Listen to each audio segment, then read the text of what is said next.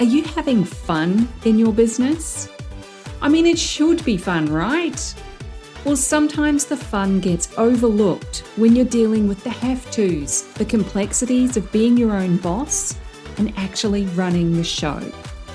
It's my goal that this, the Fun Business, Fun Money podcast, can help reignite your spark of fun by providing tips, tools, insights, and inspiration so you can enjoy running your business in the simplest, easiest, most fun way possible. I'll be sharing practical tips and ideas that you can implement immediately, along with business and money mindset insights to keep you moving forward no matter what's going on around you. I'm your host, Deirdre Amies, the Fun Business and Money Coach and founder of Powered by Personality. Let's play.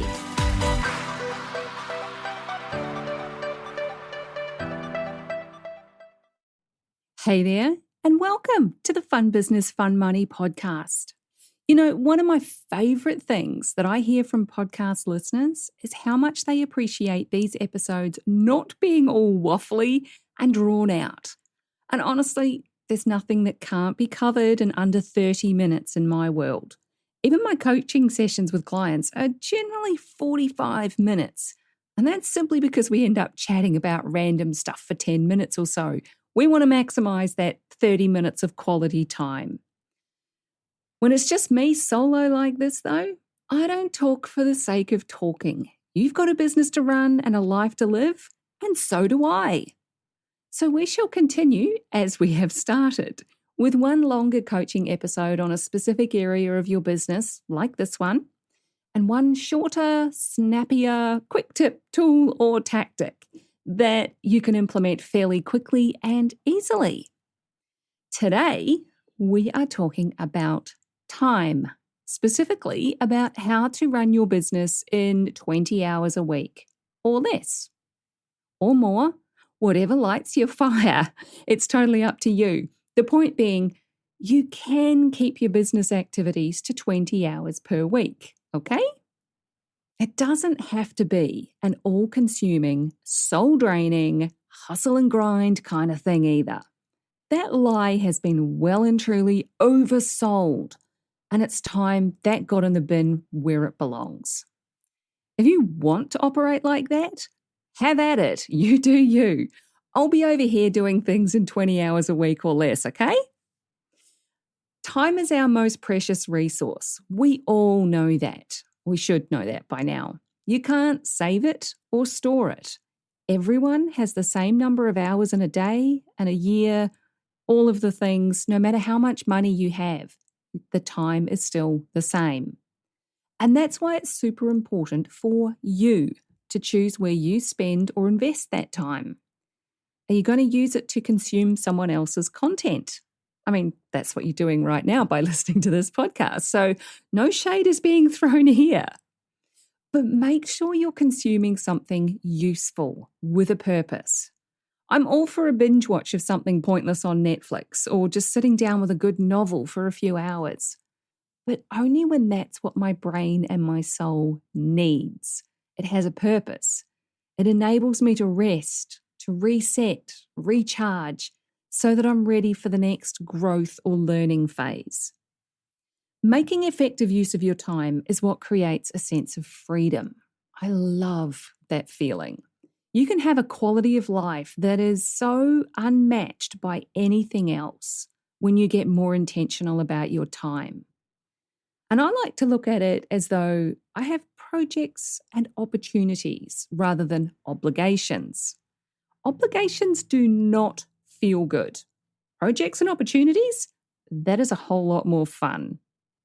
I don't have to spend a few hours each week putting out podcasts or writing emails or social media posts, but those are projects I actually enjoy, along with coaching clients, of course. So today, I've got 3 tips for you on managing your time effectively and getting shiz done in 20 hours or less per week. Why 20 hours? Well, because that's a small enough number for you to get really clear on your boundaries and to value your time. It forces you to do the things that you're committing to and just let go of all the other distractions. You're not giving yourself too much time. Those 20 hours or so might be filled with a whole lot of small things. Don't go ignoring or disregarding those things just because they're small or they're easy or they don't take much time. And when I say 20 hours a week, I mean the actual time that you spend working in and on your business.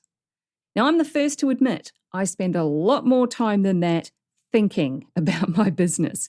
What do I want to do today? The kind of stuff that I want to share, all of that is constantly on my brain. My business is almost always in my head. And yes, that's a bit of a ruler archetype trait.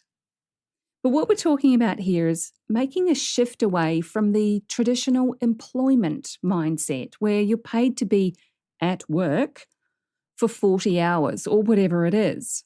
We all know that a lot of that time is spent faffing about. You're chatting to someone in the kitchen while you're making a cuppa and scrolling through things, and then distractions come along and it takes you 15 minutes or so to get back on task. No one is 100% productive 100% of the time. Can we all agree that 20 hours a week is a completely reasonable and achievable amount of time to be spending on your client work, coaching calls, marketing, networking, and maintaining your business? You may end up working a lot more during a growth phase, during a launch.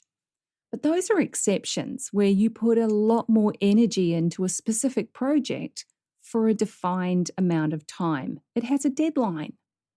But during the regular stabilizing or learning phases, 20 hours a week is a great standard to aim for. So let's go through these 3 tips, and then we can talk about what to do with the rest of your time. Tip number 1 is to decide. Decide that 20 hours is the time that you have available for client work, for marketing, for creating content. 20 hours is it. Don't overthink it and don't overwork it either. It's not about working hard or even smarter. It's simply about committing to the time you have and getting it done to the exclusion of all the other shiny objects and distractions. One of my favorite exercises I use with clients for their money mindset is to work out what their time is actually worth on an hourly basis. And I don't advocate anyone charges by the hour. This is simply to see where you might be wasting your valuable time on pointless things. So here's a quick question for you. What's the first thought you have at the idea of working 20 hours a week and making $500,000 in a year? Is it awesome? Is it scary? Is it inevitable? Like, duh, of course that's what I'm going to do. Whatever your response to that is, making $500,000, which is literally just a number I pulled out of my head, and working 20 hours a week, whatever your response to that is, it reveals an underlying belief that you have about what you think is possible for you. And it could trigger ideas that it would be hard work, that you're going to burn yourself out. There's something for you to dig a little deeper into, this concept of working hard. And I don't mean that you should be staring at a vision board and just wishing that it would come true either. You have to take action and do the work. But it doesn't have to be hard work. It doesn't have to feel like you're wading through a swamp for the next 20 years kind of thing. That is not fun at all. I am not down for that, and you shouldn't be either. So just decide how many hours a week you want to work. Tip number 2 is to choose the days you work. I know, it's pretty simple, right?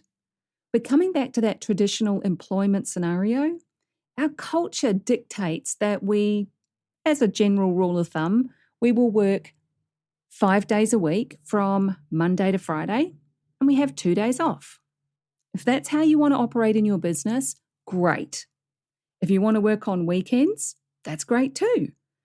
You choose what days and times you work. I have my schedule set up so that I'm doing client calls in the first and the third weeks of the month.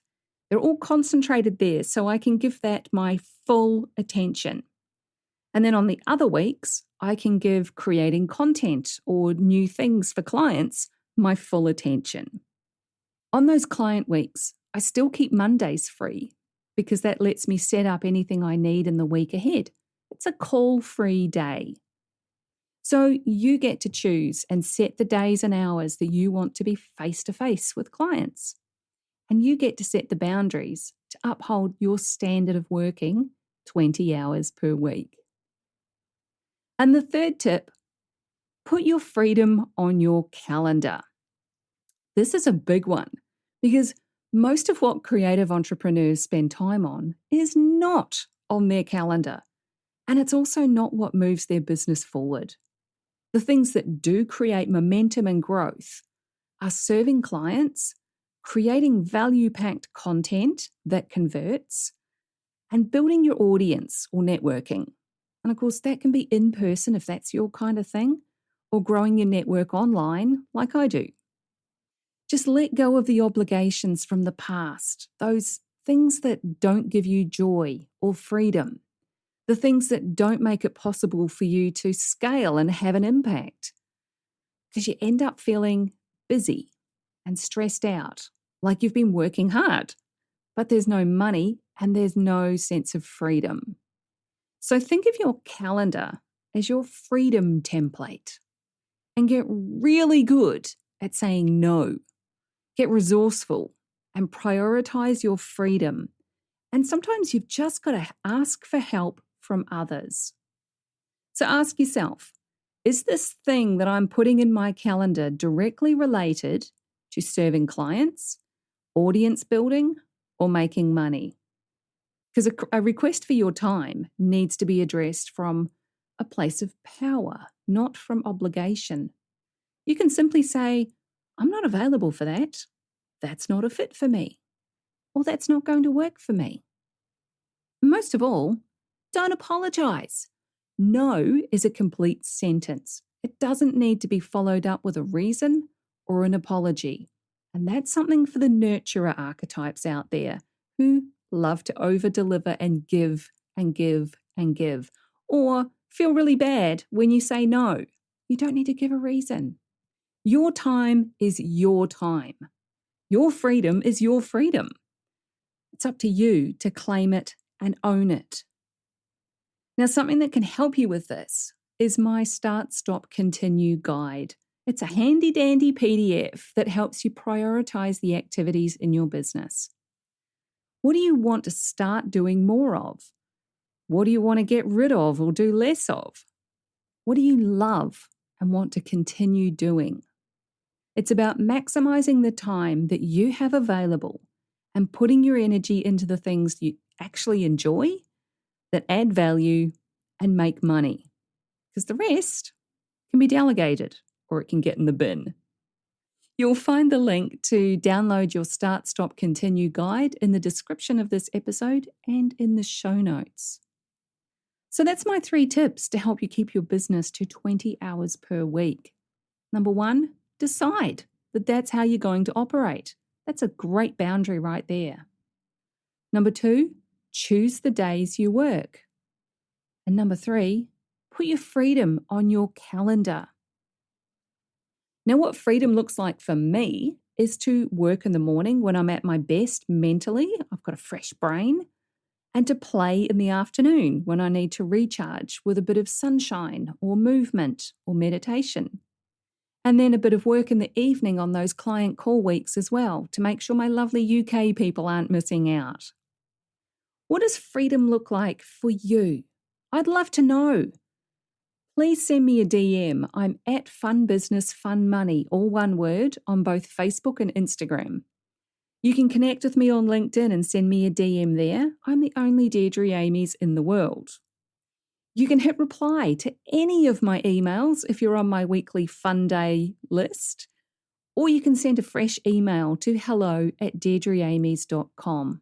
You'll find the links to all of those in the description and in the show notes. So that's what I got for you today. A little bit of boundary work goes a long way towards creating the freedom that you want in your life. Your business doesn't have to be all-consuming all the time, and it certainly doesn't have to be a hustle or a grind. It can be fun, easy. It can feel balanced and simple. And it can be done in 20 hours a week or less. You get to decide what it looks like. Take care, have fun getting shiz done in less time, and I'll catch you in the next episode. Thanks for joining me. If you found this episode useful, make sure you hit that follow button on your chosen podcast platform so you get the notifications when each new episode goes live and you don't miss anything. If you know someone who would also get something from it, don't be shy, share it with them.